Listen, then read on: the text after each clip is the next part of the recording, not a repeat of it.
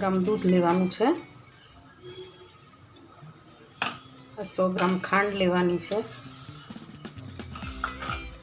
100 ગ્રામ milk powder લેવાનો છે અને આ છે ઘરની ફ્રેશ મલાઈ જે આપણે 2 ચમચી લઈશું। તો આ બધી જ વસ્તુને છે ને આપણે ગેસ ઉપર મૂક્યા પહેલાં જ તે સરસ રીતે બધું મિક્સ કરી દેવાનું એકદમ।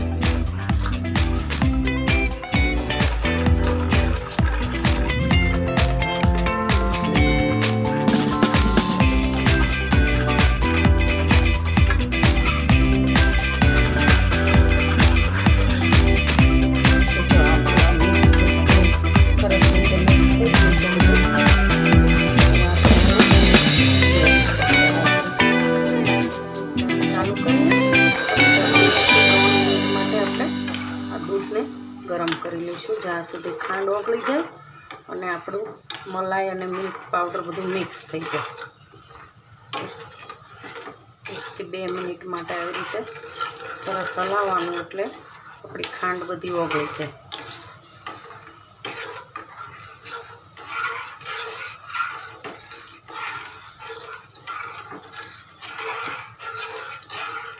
આ 2 થી 3 મિનિટ જેવું થઈ ગયું છે અને આપણું આ દૂધ મિલ્ક પાવડર અને મલાઈ તો એને સરસ રીતે મિક્સ થઈ ગયું છે। હવે આપણે આને સાઈડ ઉપર લઈ લઈશું અને અહીંયા આપણે બીજી કઢાઈ મૂકશું અને છે ને પહેલાં મેં ઘીથી થોડી આવી રીતે આમ ગ્રીસ કરી લીધી હતી જેથી ચારે બાજુ આપણે જે વસ્તુ બનાવીએ ને એ ચોટે નહીં। હવે આમાં છે ને 2 થી 3 ચમચી જેટલું આપણે ઘી લેવાનું છે, બહુ વધારે નથી લેવાનું, 2 થી 3 ચમચી જેટલું ઘી લેવાનું અને ગેસની ફ્લેમ એકદમ ધીમી રાખવાની છે। હવે આ છે લીલા નાળિયેરનું ક્રશ જે આપણે આમાં ધીરે ધીરે નાખશું। આપણે જે લીલું નાળિયેર હોય ને એને મેં નાના નાના પીસ કરીને મિક્સરમાં ક્રશ કરી લીધું છે।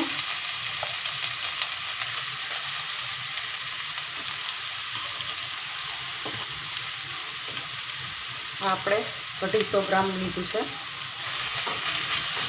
તો આવી રીતે છે ને અને એકદમ ધીમા તાપે શેકવાનું છે 4 થી 5 મિનિટ।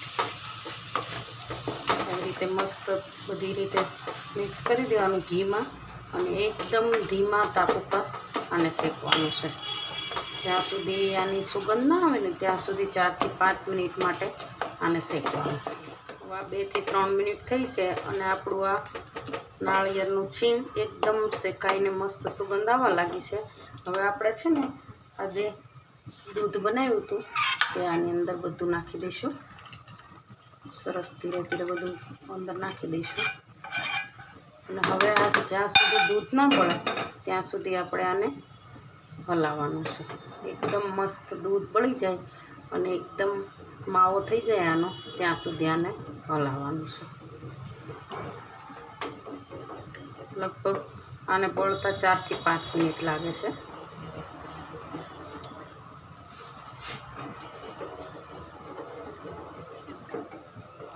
2 થી 3 મિનિટ થઈ ગઈ છે અને આપણું એકદમ ઘટ મિક્સર થઈ ગયું છે અને આમાં છે ને આવી રીતે બહુ ઉડે છે એટલે દાજાય નહીં એનું ધ્યાન રાખવાનું।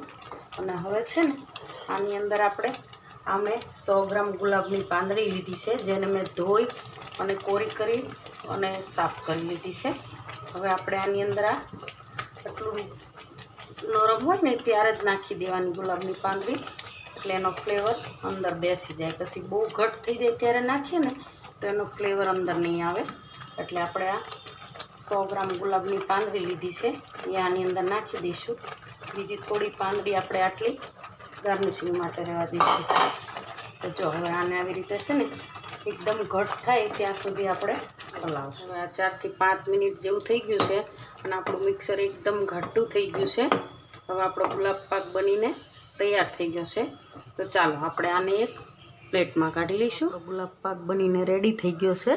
હવે આપણે એને છે ને ઉપરથી ગુલાબની પાંદડીથી ગાર્નિશ કરી દઈશું અને આને છે ને 1 થી 2 કલાક માટે સેટ થવા દઈશું. પછી આપણે આના પીસ પાડશું. મારા રસોડામાં છે ને સ્વીટ વાનગી વધારે બને છે, કારણ કે મને સ્વીટ બનાવવાનું વધારે ગમે છે. એટલે મારી કિચનની અંદર સ્વીટ વાનગી વધારે. આવી રીતે હું તમને એક પીસ પાડીને બતાવું. જો એકદમ હેલ્ધી, ટેસ્ટી અને જોતાં જ મોઢામાં પાણી આવી જાય એવો આપણો એકદમ નરમ અને સરસ ગુલાબ પાક બનીને તૈયાર થઈ ગયો છે. તો ચાલો આપણે આને સર્વિંગ પ્લેટમાં કાઢી લઈશું.